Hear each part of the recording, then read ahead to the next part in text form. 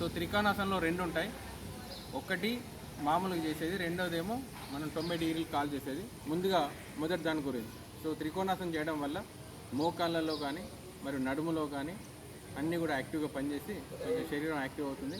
ముందుగా త్రికోణాసనం మొదటిది. ఒకటి,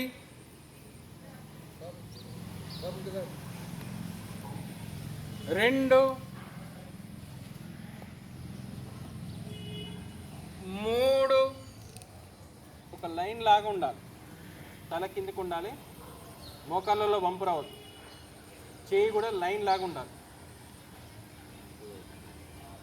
4, 1, 2, 3, 4, 5, 6, 7, 8, 9, 10.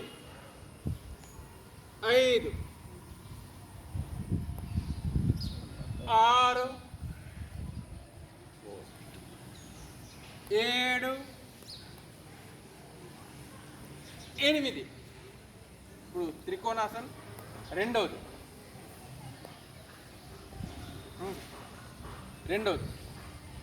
ఒకటి సేమ్ అంటే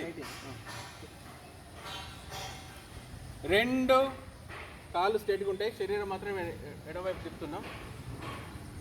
3 90 డిగ్రీలు, కాలు 90 డిగ్రీలు, చెయ్యి కాలు పక్కన, పాదం పక్కన ఉండాలి.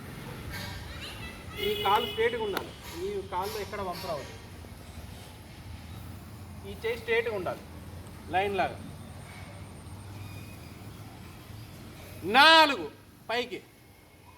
1, 2, 3, 4, 5, 6, 7, 8, 9, 10. 5, 6,